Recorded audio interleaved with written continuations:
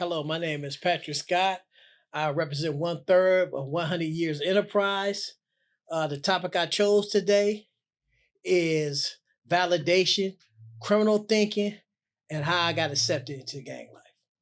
My name is Dante Gaines, representing 100 Years Enterprise. And we are here to enlighten the people of our struggles and where we at now. Lejon Reese, one of three handsome men representing 100 Years Enterprise.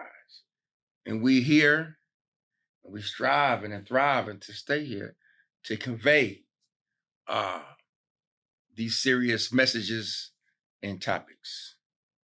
Okay, the reason I chose this topic, validation, into my criminal thinking as well as accepting the gang life.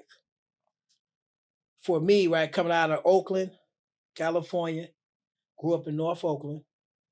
All the things that I talked about before in terms of abandonment issues, in terms of being bullied, in terms of being feeling like a nobody, led me to get into this criminal thinking and formed and shaped my mind to where I felt that joining a gang, or should I say, being a part of a neighborhood and what that entailed, I wanted to be a part of it. That made me feel like somebody.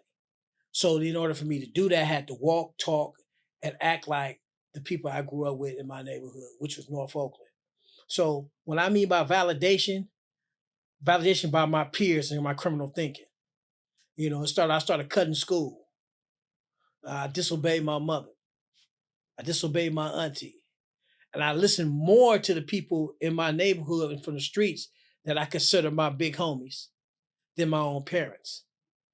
Because I wanted to be validated by them. I wanted them to be able to rely upon me when it came to things that happened in our neighborhood or things that we considered uh, uh, should I say, we consider a primary in terms of what we do in our neighborhood every day. And that was selling drugs, that was cutting school, whether it be shooting dice, whether it be, carrying guns, whether it be feudal gang wars with other rival street gangs from different neighborhoods, all those things. I want them to be recognized and validated as someone they can rely upon in that lifestyle.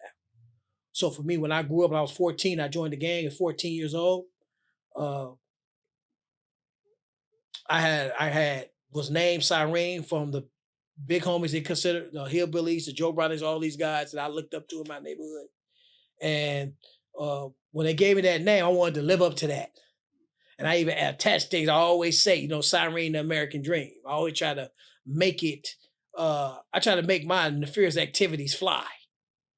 And so that made me say to myself, I wanted to be valid. I wanted them to recognize that name you gave me, I'm getting ready to have that name if I can't put it in lights. So they can always respect who I represented in my neighborhood. And so it became a sickness. Like you said, criminal thinking is really a sickness because you get stooped into your own criminal elements. You know what I mean? That become a lifestyle. You know what I mean? And they become addicted. That's where the addictive lifestyle comes into play. Because you do that and you get up and you do that every day. You eat, sleep it, breathe it. You know what I mean? And it's a saying that we were saying, we went on break. It was a saying that we were saying, cats always say, man, oh, squares, use the squares, dude. Mm-hmm. And I just said to myself, I ain't square. And I just try to prove everything I could to prove to them that I ain't square. And that's a sickness. Because why would I be trying to prove to you that I ain't? Right. You know what I mean? So just some of the things I want to share upon, man. It's a deep discussion for me, man, because these are some of the topics, especially young men that's in that criminal life don't like to talk about. But I'm a grown man, and I feel that I had overcome that. You know what I mean? And for me to really help youth, I have to make them identify that that's not the path. Your criminal thinking is going to get you where you don't want to be for a long time. So that's my point of bringing this topic to discussion. Good point, good topic, good point, good topic. I love this topic because for me, criminal thinking, I didn't know what criminal thinking was growing up. I was, like I say, this was I was sick. And the reason why I say I was sick, because I'm doing I'm breaking the law, but not really caring that I'm breaking the law. Not really knowing I'm breaking the law. So to be sitting there thinking about criminal thinking, well, what is criminal thinking? I ain't doing it. What I'm doing, it's accepted. Everybody else is doing it. It's accepted. So there's being that it's accepted, it's nothing wrong with what I'm doing. You know? So if I see that, guess what? It become addicted. I can keep doing, and not even tripping off of it. You see what I'm saying? Yeah. And just sitting here listening, just thinking about this whole topic, and I'm just reflecting back, growing up. I was sick. I had a sickness. I had a disease because it was addictive. And we think about addicted, we think about, you on drugs. No, I was addicted to the criminal lifestyle that I seen outside my home and thought it was okay, justifying my behavior, getting locked up and trying to figure out how can I do it better, because I still didn't see anything wrong with it. So that tells you I was sick. So just how I was sick, it's many more youngsters the same way today. It's feeling how I was feeling, But look what it took for me to understand that I was sick, that I had a problem going on. I had to go through, I took a long journey. And in that journey, a lot of people suffered. So today, we here to try to end that. It's going to take more than just this. I mean, because we here to save the youth, so they won't make the same mistakes, But just thinking about that, man, that's sickening. That's sickening, Just sitting there thinking about that. I mean, trying to justify something that ain't cool. Hey, you just said something, that being sick, when you're sick, you need a cure for the sickness. But in order to find that cure for the sickness, we have to understand and find the underlying factor of what's creating the sickness. For some of us, it took a long time or a long term of incarceration to find it. Now, to speak to the youth, the troubled youth, well as the at-risk youth of today, you have a chance to find and understand your sickness and to remedy it, to find the proper medication so you won't have to do these long stints of incarceration like we did. And one of the remedies is to sit back and understand who you are and ask yourself, am I addicted to this criminal lifestyle? Like Dante just said in Hamilton, Patrick, if I wake up every day doing the same thing, going through the same cycle of selling drugs, of carrying guns, shooting people, beating people up, feeling accepted, needed validation based on from a city or block, what I do not own, then you have to know there's a problem. I never knew that I was in a gang until maybe 20 plus years after incarceration. When I took criminal gang analysis, CGA, right? Anonymous. When it said 2 or more are considered a gang. So prior to going to the board, they asked you the gang. I never was in the gang. And I say, well, you really was. But I had to understand that 2 or more people doing things that are criminal are considered a gang, if it's a label or title to it or not. And so now, today, these young guys, I even talk to them, are being validated not just by their peers, but now through the criminal justice system as gang members. So you are being validated as gang members because 2 or more hanging in this area is considered a gang. So if something happened in that gang, they will give you another charge, will carry more time and attach it on to whatever you may be doing. So that's another factor where we have to understand about this addictive criminal behavior, this addictive lifestyle. Because I was sick. One time, a guy owed me some money. He was running. We found. We caught up with him. This is how sick we were. We called him. Had the photo Granada. We take this dude. Now, we teenagers. We take this dude way from our neighborhood. We're on the other side of the river by Kennedy High School. We beat the dude up. Now, we driving back home.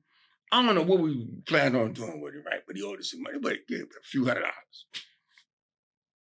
I'm so sick and not understanding how sick I was. I'm in the back seat of the car, beating the man in the head with an old school radio, but come out the dashboard, remember? And just try to make this dude give me some money where he don't have. He's a dope fiend. So we know he don't got the money.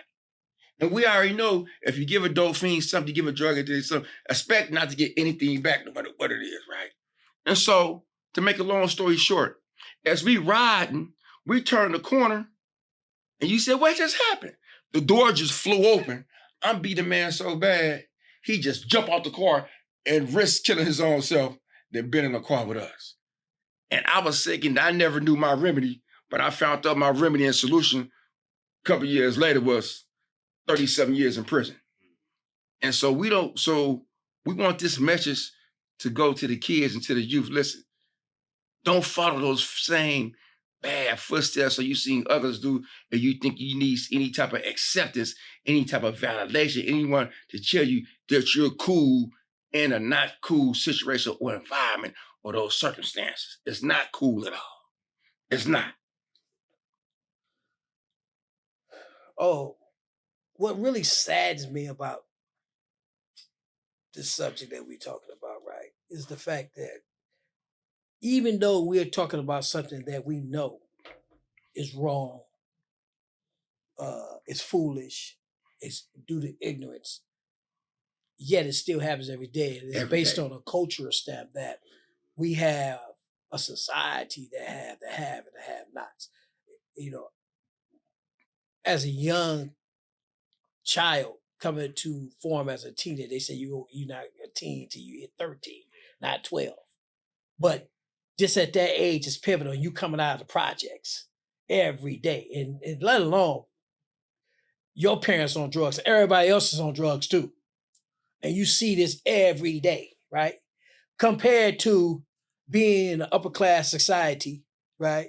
And everything you have just think all your neighbors was in the same situation as you, right? Meaning that they didn't want for them. They got two parents, their parents work or whatever the case may be, they provide for them in private schools, right? They have everything that they want. All they have to do is listen to their parents and continue with their education because everything else is there for them. They don't have to worry about finding a meal. They don't have to worry about school clothes. They don't have to worry about gang life. They don't have to worry about their parents being on drugs. I mean, unless that happens later on. I'm not saying they escape that. But imagine that kind of depression and having to find a solution as a 13, 14-year-old child. You know what I mean? And then the system look at them as criminals or, animals because their environment, their direct environment, that's what produces that. You know what I mean? Compared to, Silicon Valley, where 98% of them is European, Asian, and Indian. You know what I mean? And they're not passing the techie information down to teach the urban community kids how to be techies. You know what I mean? So it's not just that. This is what society produces as well. You know Of what I course. mean? And so when you have a criminal element, right, that says me, you, and us three, 19 and 17, I get 26 to life and y'all get 40, 50 to life. At 17 and 19. That's unheard of in the upper middle class You community. don't even hear about Unheard of. it. You don't even hear about it. You don't. You know, and then you get a jury that, you have this system set up to where you have vice squads or whatever to tell the DA, hey man, these guys are gang. So they take that to the jury and say, they're a gang, these guys are bad. Hey, we're the good people, and we got to convict them to the extent of the law. Right? Because they messed up the society. Right. And then when we get in the system, right, we're still validated. Yeah. Because we got to go in front of the boards and we got to convince the board that we're no longer a gang member. And we got to have the clinical terms, not just based on the education that we was raised in. They want us to talk to them in a language that they understand. Mm-hmm. See, society don't know about that. They don't talk about that. You know what I mean? And then, for the most part, they say what? Majority of the officers, DAs, and all that, what? They got more spousal abuses than anybody in society. Spousal and drunk driving. But if you're the captain of the police, who's going to convict you? So, we got to take on all that. When I mean validation, yeah, I mean the urban society. I mean that, but I also mean hierarchy too. Mm-hmm. Because they take a code of ethics as well. Because we know correction comes from the top. Right. Never from the bottom. Right. It's always from the top. So that's just like one day, right? And so this is deep. You're an enemy to the state. It's this correction officer. As soon as you get a release date, what they say? They turn instant friend. Mm-hmm. Yeah. As soon as you get a date to be released, people, CEOs come to your cell and everything. Hey man, we heard you got out. Hugging you. We heard we got out, man. Hey man, when I see you, man, we gotta have a beer, right? Yeah. Instant friend. Or someone just say, man, I didn't mean nothing about it. It was just business. I was just doing my job. So, it's institutional racism as well. So, it's just, it's so powerful, to talk about, the reality of a thing, right? And that's what 100 years represents. We did 100 years of experience, right, hardships, to the point to where we had emotional breakdowns. Yes. You know what I mean? Of trying to do good. Imagine that. Having an emotional breakdown for trying to do good. And still being stamped with being a criminal. Trying to stay relevant. So, it's powerful, man. It's touching, man. And it's just a revelation to me to say, man, we on the right track. We are. And then, like I said, it's going to take, many more, efforts, many more podcasts, many more hands-on, to change the mindsets of these youngsters. I mean, because like I said, the criminal thinking, a lot of them don't even know they thinking like a criminal. Some of them, like I say, probably in my situation, couldn't even read, so let alone think about criminal thinking. What is, criminal? I ain't had criminal thinking until I was in prison. Right. Something new to me. Right. So if you don't know, then hey, is I'm at fault because I don't know. But like you just said, far as what our communities produce, I mean, because it's like everybody doing the same thing. So how can that not be accepted? If you see everybody doing the same thing, how can I not fall in line with what they doing? And if I don't, guess what? I'm an oddball. Do I want to be a nobody? I'm not going to go back to nobody status. That's what I'm not. So I'm going to fall in line. I'm going to pick up me a gun. I'm going to pick up a dope sack. I'm going to get pimping. I'm going to sell bricks in a box. But that's sickening, though, because it's addictive criminal thinking, addictive behavior. So, this is a good topic, a very good topic, so it's all about now, it's all about finding solutions, right, to the problem. Solutions. I mean, because we're a product of the problem, because we went through it, we experienced it. You know what? And once upon a time, when we were coming up, we tried to somewhat conceal the wrong we were doing. But now, it don't matter what time of the day it's happened. Now you got more shootings on the highways. You got the new thing now. You can have a brand new car and somebody gonna come and break your window and steal whatever car. So now you gotta be cautious of what you put in your car, how you park your car, where you park your car at. Based on the ills and the finances in a society or growing up, when you feel you don't have anything and you don't want to go to take to these trade schools, vocational schools, and get the proper education, what's needed to get a $22 job. For some people, at a teenager, if they're making them, the fast money at a certain age, it's hard for them to say, I'm gonna stop doing this to do this when they addicted to the fast money. And again, as you said, Dante, we have to continue to try to find the solutions so they won't end up doing 20, 30, 40, 50 years and say, okay, I got it now. We want to make sure, try to help them find it now.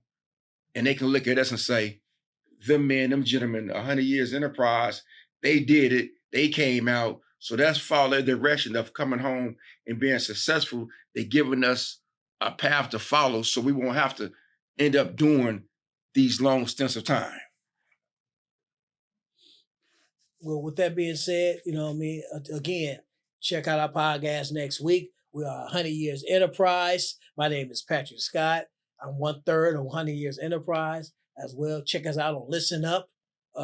Listen Up 100years.biz. We do consultations as well as public speaking, and we'll come to anywhere near you to speak about these topics. Too. And also, again, thank you. We do mentorship as well. So with that being said, thank you for your time and efforts. And again, 100 Years Enterprise. Catch us on Facebook, Instagram, what was that? YouTube. And with that being said, we will close with that. I'm Dante Gang. Once again, tune in. We're here for you. Exactly. And Lejon Reese, parents. Again, parents. Kids out here running rampant. If you don't know what to do with your kids, if you need one question, send an email to 100years.biz and we out.